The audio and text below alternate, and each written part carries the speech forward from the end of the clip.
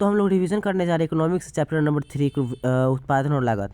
तो चलिए इसका रिवीजन शुरू करते हैं। तो देखिए पहला नंबर क्या कर रहा है, उत्पादन संभावना वक्र या फिर चक्र की सहायता से हम क्या अर्थव्यवस्था की किन समस्याओं आवश्यकताओं की व्याख्या कर सकते हैं। तो हम लोग इससे तकनीकी प्रगति की व्याख्या कर सकते हैं, आर्थिक समृद्धि की व्याख्या कर सकते हैं, आर्थिक समृद्धता का भी व्याख्या कर सकते हैं। इसका आंसर क्या हो जाएगा, इनमें से सभी। आगे देखिए, संतुलन वह स्थिति है जिसमें गति की शुद्धता प्रवृत्ति न हो, यह किसका कथन था। संतुलन वह स्थिति जिसमें गति की शुद्धता प्रवृत्ति न हो, यह किसका कथन था, स्टिगलर का था। जब औसत लागत गिरती है तो निम्न में से कौन संबंध रखता है, तो औसत लागत गिरता है तो निम्न में से ये संबंध रखता है, AC बराबर MC हो जाता है। पूंजीगत वस्तुओं के उत्पादन में विस्तार से वृद्धि में क्या होगी, जब पूंजीगत वस्तु के उत्पादन में विस्तार होगा तो क्या वृद्धि किस चीज़ का होगा, तो अर्थव्यवस्था की उत्पादन क्षमता में वृद्धि होगा, उत्पादित वस्तुओं में वृद्धि होगा, आय में वृद्धि होगा, इनमें सभी हो जाएगा। देखिए पूंजीगत वस्तु ऐसे वस्तु कहते हैं जिससे आपको पैसा रुपये कमाते हो, जैसे ट्रैक्टर हो गया तो पूंजीगत वस्तु हो गया। उद्यमी का आर्थिक एजेंट के रूप में क्या रूप है, तो उद्यमी का आर्थिक एजेंट के रूप में संगठन करना, समन्वय करना, जोखिम उठाना और इनमें सभी हो जाएगा। उद्यमी मतलब व्यापारी। किस आर्थिक परिस्थिति में उत्पादन एवं रोजगार का स्तर गिर जाता है, तो हम लोग जानते हैं कि उत्पादन का स्तर मंदी में गिर जाता है। उत्पादन संभावना वक्र का आकार कैसा होता है, नतोदार होता है, याद रखिएगा। उत्पादन संभावना वक्र का आकार नतोदार होता है। उत्पादन संभावना वक्र नतोदार आकार का क्या कारण क्या होती है, नतोदार का कारण होता है बढ़ती अवसर लागत, याद रखिएगा, बढ़ती अवसर लागत। उत्पादन संभावना वक्र की ढाल सीमांत उत्पादन परिवर्तन दर या सीमांत अवसर लागत कहते हैं। सीमांत अवसर लागत बढ़ने से उत्पादन संभावना वक्र का आकार कैसा होता है, तो हम लोग जानते हैं कि उत्पादन संभावना वक्र की ढाल सीमांत उत्पादन बढ़ने से जो होगा वो मूल बिंदु का नतोदार होता है, याद रखिएगा। उत्पादन संभावना वक्र इक्वल टू मूल बिंदु की ओर नतोदार होता है। उत्पादन संभावना वक्र के किसी एक बिंदु का चयन अर्थव्यवस्था किस केंद्रीय समस्या का हल है, तो हम लोग जानते हैं कि अर्थव्यवस्था की 3 केंद्रीय समस्याएं होती है, क्या उत्पादन किया जाए, कैसे उत्पादन किया जाए और किसके लिए किया जाए। इसका आंसर क्या हो जाएगा, D नंबर, ABC और 3। अवसर लागत तो क्या कहता है, अवसर लागत को हस्तांतरण लागत कहा जाता है। अवसर लागत को निम्नलिखित किस नाम से जाना जाता है, वैकल्पिक लागत, हस्तांतरण लागत, त्याग, उपयुक्त में सभी। निम्न में से कौन स्थिर लागत नहीं है, तो हम जानते हैं कच्चे माल की लागत स्थिर लागत नहीं होता। स्पष्ट लागतों में कौन शामिल होता है, देखिए ऑप्शन क्या कर रहा है, कच्चे माल की कीमत, श्रमिकों की मजदूरी, उधार पूंजी, उपयुक्त में सभी। और स्पष्ट लागत मतलब कहते हैं जैसे कि आप मान के चलिए आप कोई उत्पादन किए, उसमें जो चीज़ खर्चा आया, जैसे कच्चा माल की कीमत, वो भी खर्चा स्पष्ट लागत हुआ। जो आपको लिखाया, श्रमिकों की मजदूरी जो दी उस स्पष्ट लागत, उधार पूंजी जो उधार लिए उत्पादन के लिए, पैसा लिए उत्पादन करने के लिए, वो भी हुआ, तो ये सभी आता है स्पष्ट लागत में, उपयुक्त में सभी। देखिए 15 नंबर क्या कर रहा है, निम्न में से कौन सत्य कह रहा है, तो उसका आंसर देखिए ऑप्शन क्या कर रहा है, औसत लागत बराबर कुल स्थिर लागत बराबर कुल परिवर्तनशील लागत। औसत लागत बराबर औसत परिवर्तनशील लागत बराबर कुल परिवर्तनशील लागत। औसत लागत बराबर कुल स्थिर लागत बराबर परिवर्तनशील लागत। उसका आंसर क्या हो जाएगा, औसत लागत बराबर कुल स्थिर लागत और बराबर औसत परिवर्तनशील लागत। जब सीमांत लागत घटती है तो कुल लागत क्या होती है, बढ़ जाती है, घटती हुई दर से बढ़ती है। उत्पादनकर्ता के स्वयं के साधनों का मूल्य क्या होता है, स्पष्ट लागत कहलाती है। अवसर लागत क्या है, इसका ऑप्शन देखिए, वह विकल्प जिसका परित्याग कर दिया, वो खोया हुआ अवसर हस्तांतरण। इसका आंसर क्या हो जाएगा, इनमें सभी। निम्नलिखित में से कौन सा कथन सही है, उसका कथन देखिए क्या कह रहा है, मौद्रिक लागत बराबर स्पष्ट लागत प्लस अस्पष्ट लागत प्लस सामान्य लागत। ये याद रख लीजिएगा, इस मौद्रिक लागत बराबर ये वह लागत अथवा आय जो किसी साधन को उसके परिवर्तन कार्य में बढ़ने के लिए प्रेरित करता है, वो क्या कहलाता है, अवसर लागत कहते हैं। वह लागत अथवा आय जो किसी साधन को उसके परिवर्तन कार्य में बढ़ने के लिए प्रेरित करता है, वो क्या कहलाता है, अवसर लागत कहलाता है। प्रतिफल का नियम का संचालन के मुख्य कारण क्या है, सीमित साधनों तथा अपूर्ण साधनों का अपूर्ण प्रतिस्थापन होना। याद रखिएगा, प्रतिफल के नियम को चलाने के लिए क्या कारण है, सीमित साधन तथा साधनों का पूर्ण प्रतिस्थापन होना। इसका आंसर क्या हो जाएगा, ए और बी दोनों। औसत लागत वक्र का आकार कैसा होता है, यू आकार का होता है। औसत लागत वक्र का क्या है, यू आकार का होता है। कुल लागत क्या होता है, कुल लागत से तात्पर्य किसी वस्तु की एक निश्चित मात्रा का उत्पादन करने द्वारा किया गया व्यय है। उत्पादन का सक्रिय साधन क्या है, श्रम है। सक्रिय साधन मतलब क्या हो गया, मतलब जो एक्टिव है। पूर्ण प्रतियोगिता में क्या होता है, औसत आय बराबर सीमांत है। जब सीमांत लागत बढ़ती है तो क्या होता है, औसत लागत ही बढ़ती है, कुल लागत ही बढ़ती है, औसत सीमांत लागत से कम होती है, उपयुक्त में सभी हो जाएगा इसका। उत्पादन शून्य वाले अल्पकाल में स्थिर लागत क्या होती है, धनात्मक रहती है। परिवर्तनशील अनुपात सिद्धांत उत्पादन के 3 सोपानों की व्याख्या करता है। तो देखिए कौन कौन सोपान है, सीमांत एवं औसत उत्पादन दोनों बढ़ता है। सीमांत उत्पादन बढ़ता है परंतु औसत उत्पादन घटता है। सीमांत उत्पादन शून्य होता है और इनमें सभी। इसका आंसर ऑप्शन क्या हो जाएगा, आंसर क्या हो जाएगा, सीमांत एवं औसत उत्पाद दोनों बढ़ता है। कोई उत्पादक या फर्म उत्पादन के साथ में जैसे भूमि, श्रम एवं पूंजी, कच्चे माल आदि का प्रयोग करते हुए अपना उत्पादक किसी अवस्था तक उत्पादन करना पसंद करेगा, तो किस अवस्था तक करेगा, द्वितीय अवस्था तक। याद रखिएगा, ये सब चीज़ लगा कि कोई भी उत्पादक कितने अवस्था तक करेगा, द्वितीय अवस्था तक करेगा। उत्पादन संभावना वक्र की अवधारणा जुड़ी किससे, रॉबिन से जुड़ी है। उत्पादन की 5 इकाइयों का औसत स्थिर लागत 20 रुपये है, तो 5 इकाइयों की औसत परिवर्तित लागत 40 रुपये है, तो 5 इकाइयों की औसत लागत कितनी होगी? 60 रुपये। उत्पादन के सभी साधनों में एक ही अनुपात में वृद्धि के परिणाम स्वरूप उत्पादन में अधिक अनुपात में वृद्धि हो तो इसे क्या कहते हैं? वर्धमान पैमाने का प्रतिफल। दीर्घकालीन उत्पादन फलन का संबंध किससे होता है? दीर्घकालीन उत्पादन फलन का संबंध पैमाने के प्रतिफल से होता है, याद रखिएगा। अल्पकालीन उत्पादन के दशा में एक विवेकशील उत्पादक किस अवस्था तक करता है? द्वितीय अवस्था तक करता है। मौद्रिक लागत में निम्नलिखित में से किसे सम्मिलित किया जाता है? तो हम लोग जानते हैं कि ऑप्शन नंबर ए क्या करा है? सामान्य लाभ, व्यक्तिगत लाभ, अप्रत्यक्ष लाभ, लागत और उपयुक्त में सभी। इसका आंसर क्या हो जाएगा? उपयुक्त में सभी। सभी आता है मौद्रिक लागत में। उत्पादन फलन में उत्पादन किसका फलन होता है? उत्पत्ति के साधनों का होता है। उत्पत्ति के ह्रास नियम लागू होने का प्रमुख कारण कौन है? साधनों की सीमितता, साधनों का पूर्ण स्थापन होना। अल्पकालीन उत्पादन फलन की व्याख्या निम्नलिखित में से किस नियम द्वारा किया जाती है? परिवर्तनशील अनुपात के नियम द्वारा। अल्पकालीन उत्पादन के दशा में एक विवेकशील उत्पादक किस अवस्था तक उत्पादन करना पसंद करता है? द्वितीय अवस्था तक करता है। वो कौन सा समय है जिसमें उत्पादन के सभी साधन परिवर्तित किए जा सकते हैं? तो हम लोग जानते हैं कि वो दीर्घकाल में ही उत्पादन के जो सभी साधन होते हैं वो परिवर्तित किए जा सकते हैं। तो देखिए, अल्पकालीन उत्पादन प्रक्रिया में निम्नलिखित में से कौन साधन होते हैं? देखिए, अल्पकालीन उत्पादन में 2 साधन होता है, स्थिर साधन और परिवर्तनशील साधन। अल्पकालीन मतलब उत्पादन, जिस कोई भी चीज़ का आप उत्पादन कीजिएगा तो उसमें कौन कौन साधन लगता है? स्थिर साधन यानी कि मशीन, और परिवर्तनशील साधन यानी कि कच्चा माल। जो वक्र पहले बढ़ता है और फिर धीरे धीरे घटना आरंभ करता है वो कौन सा वक्र कहलाता है? एपीपी, एमपीपी और टीपीपी। देखिए, टीपीपी का मतलब होता है टोटल फिजिकल प्रोडक्ट, एमपीपी मतलब होता है सीमांत भौतिक उत्पाद यानी कि मार्जिनल फिजिकल प्रोडक्ट, और एपीपी मतलब होता है एवरेज मार्जिनल प्रोडक्ट यानी कि औसत भौतिक उत्पाद। परिवर्तनशील अनुपातों का नियम किससे संबंधित है? तो परिवर्तनशील अनुपातों का नियम संबंधित है अल्पकाल से। निम्न में से कौन स्थिर लागत नहीं है? तो कच्चे माल की लागत स्थिर लागत नहीं है। उत्पादन में वृद्धि के साथ साथ कुल लागत एवं कुल स्थिर लागत क्या होता है? बढ़ता जाता है। उत्पादन में वृद्धि के साथ कुल लागत, आप उत्पादन करते जाते हैं उसमें जो कुल लागत मतलब क्या, जो आप लागत लगा रहे हो वो, और कुल स्थिर लागत यानी कि मशीन वाला जो आपका कॉस्ट हुआ वो समय के साथ क्या होता है? बढ़ता जाता है। उत्पादन में मात्रा का परिवर्तन का प्रभाव क्या होता है? केवल परिवर्तनशील लागतों पर पड़ता है।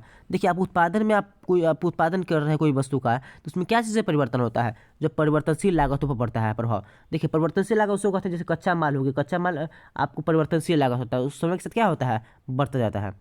उत्पादन बंद कर देने पर निम्नलिखित में से कौन सा प्रभाव पड़ता है? उत्पादन बंद कर देने पर परिवर्तनशील लागतें क्या होती है? शून्य हो जाती है। कम गलती लिखा गया है तो इसका आंसर क्या हो जाएगा? शून्य हो जाती है। आप उत्पादन किसी चीज़ का बंद कर दिए तो परिवर्तनशील लागत क्या, यानी कि अब कच्चा माल हो गया, वो क्या होता है? शून्य हो जाएगा, वो जाएगा ही नहीं कंपनी में। निम्न में से कौन सही है? तो याद रखिएगा, ये टीसी बराबर टीबीसी माइनस टीएफसी, याद रखिएगा, टीसी बराबर टीबीसी माइनस टीएफसी। औसत परिवर्तनशील लागत क्या होगा? TBC divided by Q. औसत परिवर्तनशील लागत क्या होगा? TBC divided by Q. उत्पादन वृद्धि के साथ कुल लागत एवं कुल परिवर्तनशील लागत में क्या अंतर है? देखिए, उत्पादन जब बढ़ेगा तो कुल लागत और कुल परिवर्तनशील लागत क्या होगा? स्थिर रहता है। औसत लागत का वैकल्पिक नाम क्या है? आर्थिक लागत। जब औसत लागत घट रही हो तो सीमांत लागत और औसत लागत की तुलना में क्या होती है? MC is not equal to AC।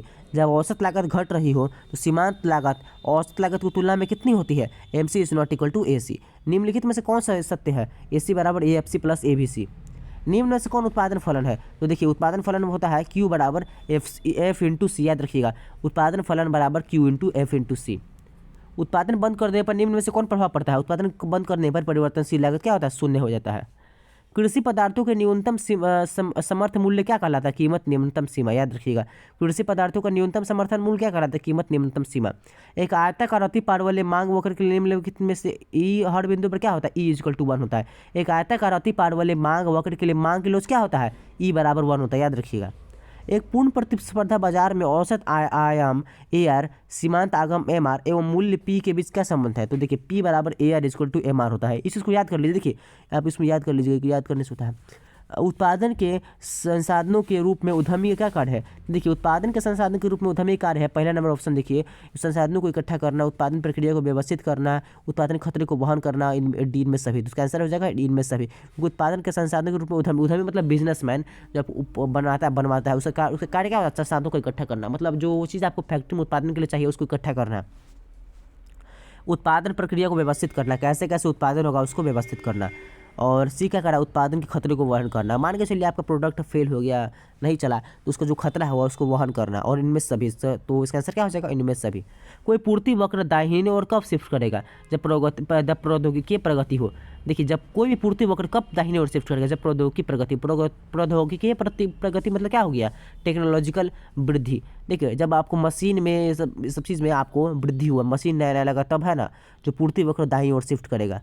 इनमें से किसी भूमि के अंतर्गत नहीं रखा जाता, तो मशीन को भूमि के अंतर्गत नहीं रखा जाता, ये पूछा क्वेश्चन। स्पष्ट लागतों में कौन शामिल नहीं होता है, तो देखिए ऑप्शन क्या करा, कच्चे माल की कीमत, श्रमिकों की मजदूरी, उधार पूंजी पर ब्याज, उपयुक्त में सभी। इसका आंसर क्या हो जाएगा, उपयुक्त में सभी। उत्पादन फलन में उत्पादन किसका फलन है, उत्पत्ति के साधनों का। परिवर्तनशील उत्पादन की फलन की व्याख्या निम्नलिखित में से किस नियम द्वारा होती है, परिवर्तनशील अनुपात के नियम द्वारा होती है।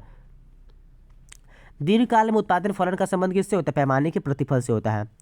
उत्पादन के संसाधनों के रूप में उद्यमी का क्या कार्य है, तो उद्यमी कार्य है संसाधनों को इकट्ठा करना, उत्पादन को व्यवस्थित करना, उत्पादन खतरे को वहन करना, इनमें सभी हो जाएगा। कोई पूर्ति वक्र दाहिने और कब शिफ्ट करेगा, जब टेक्नोलॉजिकल प्रोग्रेस होगा, यानी कि जो मशीन उशीन नया लगेगा, जब वृद्धि होगा तो उसमें जब प्रौद्योगिकी प्रगति होगा तब ये दाईं ओर शिफ्ट करेगा पूर्ति वक्र। अल्पकालीन उत्पादन के दशा में विवेकशील उत्पादक किस अवस्था तक उत्पादन करता है, द्वितीय अवस्था तक करता है।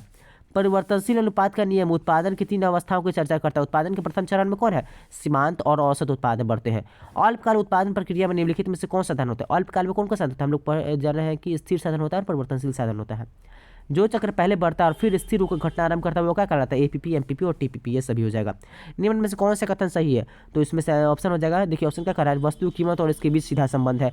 पूर्ति वक्र बाईं से दाईं और ऊपर की ओर उठता है।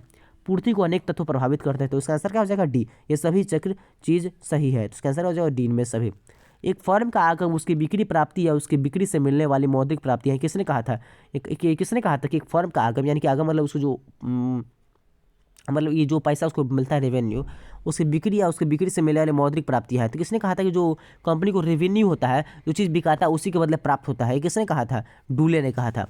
उत्पादन के सभी संसाधनों में एक ही अनुपात में वृद्धि के परिणाम स्वरूप उत्पादन से अधिक अनुपात में वृद्धि हो, उसे क्या कहते हैं, वर्धमान पैमाने के प्रतिफल।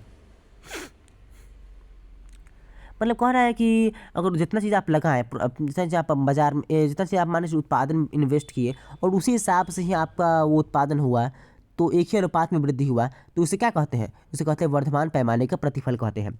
मौद्रिक लागत में निम्नलिखित में से किसे सम्मिलित किया जाता है, तो हम लोग जानते हैं मौद्रिक लागत में सामान्य लाभ, व्यक्त लाभ और अव्यक्त लाभ, ये तीनों को शामिल किया जाता है, तो इसका आंसर क्या हो जाएगा, डी में सभी। उत्पादन वृद्धि के साथ साथ कुल लागत का अंतर क्या है, तो कुल लागत क्या होता है, उत्पादन में वृद्धि करते जाते हैं तो जो हमारा लागत होता है क्या होता है, बढ़ता जाता है। इनमें से किसी संसाधन भूमि के अंतर्गत नहीं रखा जाता, तो हम लोग जानते हैं मशीन को भूमि के अंतर्गत नहीं रखा जाता है। उत्पादन की मात्रा में परिवर्तन का प्रभाव किस में पड़ता है, स्थिर साधनों परिवर्तनशील लागतों पर नहीं पड़ता है, केवल परिवर्तनशील लागतों पर नहीं पड़ता है, केवल स्थिर लागतों पर भी नहीं पड़ता है, तो इसका आंसर क्या हो जाएगा, इनमें से किसी पर नहीं पड़ता है। उत्पादन बंद कर देने पर निम्न में से कौन सा प्रभाव पड़ता है, परिवर्तनशील लागत क्या होता है, शून्य हो जाता है। फर्म के संतुलन की प्रथम शर्त क्या है, फर्म के संतुलन की प्रथम शर्त MC बराबर MR है। संतुलन का अर्थ क्या है, परिवर्तन की अनुपस्थिति। जब औसत लागत घट रही हो तो सीमांत लागत औसत लागत की तुलना में कितनी होती है, AC is not equal to MC हो जाएगा। जब उत्पादन औसत अधिकतम होता है तो सीमांत उत्पाद क्या होता है, औसत उत्पाद के समान होता है, औसत उत्पाद के इससे कम होता है, औसत उत्पादन अधिक होता है, इनमें सभी हो जाएगा। उत्पादन वृद्धि के साथ कुल लागत एवं परिवर्तनशील लागत में क्या अंतर होता है, तो क्या होता है, स्थिर होता है। उत्पादन जैसे बढ़ता जाता है तो कुल लागत एवं परिवर्तनशील लागत में क्या अंतर होता है, दोनों का होता है, स्थिर होता है। जो वक्र पहले बढ़ता है फिर धीरे धीरे घटना आरंभ करता है वो क्या कहलाता है, APP, MPP, TP, इनमें सभी हो जाएगा। उत्पादन फलन को व्यक्त किस में किया जाता है, QX equal to PX, QX बराबर DX और QX equal to F into ABCD, तो इसका आंसर क्या हो जाएगा, इनमें सभी।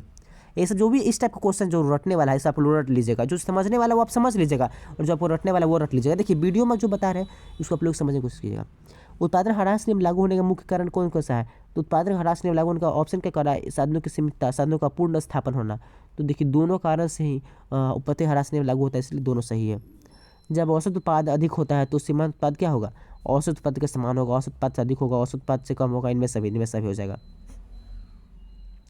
उत्पादन फलन के निम्नलिखित मान्यताएं कौन कौन सी है, तो उत्पादन फलन का संबंध निश्चित समय अवधि से होता है। अल्पकाल में तकनीकी स्तर में कोई परिवर्तन नहीं होता। अल्पकाल में उत्पादन कुछ साधनों स्थिर परिवर्तनशील होते हैं। और डी का रहा इनमें सभी, तो इसका आंसर क्या हो जाएगा, इनमें सभी। इनमें जो तीनों कारण है उत्पादन फलन के लिए उत्तरदायी होती है। आर्थिक उपयोगिता का सृजन ही उत्पादन है। ये किसने कहा था? किसने कहा था कि आर्थिक उपयोगिता का सृजन ही उत्पादन है? तो प्रोफेसर एले ने कहा था। किसने कहा था? उत्पादन का तात्पर्य मानवीय आवश्यकताओं की को संतुष्टि करने की योग्यता से है, ना कि वस्तु के निर्माण से। तो प्रोफेसर पेंसन ने कहा था। दीर्घकालीन पूर्ति की लोच क्या होती है? अधिक लोचदार होती है। जब उत्पादन औसत अधिकतम होता है तो सीमांत उत्पादन क्या होता है? औसत उत्पाद के समान होता है। किसने कहा था? उत्पादन से तात्पर्य मानवीय आवश्यकता को संतुष्ट करने की योग्यता से है, ना कि किसी वस्तु के निर्माण से। प्रोफेसर पेंसन ने कहा था। दीर्घकालीन पूर्ति की लोच क्यों क्या होता है? अधिक लोचदार। भौतिक अदाव और भौतिक प्रदा के बीच संबंध को क्या कहते हैं? उत्पादन फलन। कृषि पदार्थों का न्यूनतम समर्थन मूल्य क्या कहलाता है? कीमत निर्धारण निम्नतम सीमा। औसत परिवर्तनशील लागत क्या होता है? औसत परिवर्तनशील लागत होता है बराबर TBC प्लस Q होता है। अल्पकालीन उत्पादन प्रक्रिया में निम्नलिखित में से कौन से है स्थिर साधन और परिवर्तनशील साधन? जिसका आंसर हो जाएगा C नंबर, A तथा B दोनों होगा। उत्पत्ति ह्रास नियम लागू होने का मुख्य कारण कौन कौन सा है? तो साधनों की सीमितता और साधनों के अपूर्ण स्थापन होना, A और B दोनों हो जाएगा। उत्पादन संभावना वक्र की अवधारणा किससे जुड़ी है? रॉबिन्स से जुड़ी है। कोई उत्पादक या फर्म उत्पादन के साधनों जैसे भूमि, श्रम, पूंजी एवं कच्चे माल आदि का प्रयोग करते हुए अपना उत्पादन करती है तो उसे क्या कहते हैं? उत्पादन प्रक्रिया कहते हैं। परिवर्तनशील अनुपात सिद्धांत उत्पादन के 3 सोपानों की व्याख्या करता है। उत्पादन के प्रथम सोपान क्या है? सीमांत एवं औसत उत्पाद दोनों बढ़ता है। पूर्ण प्रतियोगिता में क्या होता है? औसत सीमांत आय होता है। कुल लागत से तात्पर्य क्या है? कुल लागत से तात्पर्य किसी वस्तु की एक निश्चित मात्रा का उत्पादन करने में फर्म द्वारा किया गया वह है। वह लागत अथवा आय जो किसी साधन को उसके परिवर्तन कार्य में बढ़ने प्रेरित करता है उसे क्या कहता है? अवसर लागत कहते हैं। उत्पादक कर्ता के स्वयं के साधनों का मूल्य क्या होता है? स्पष्ट लागतें कहलाती है।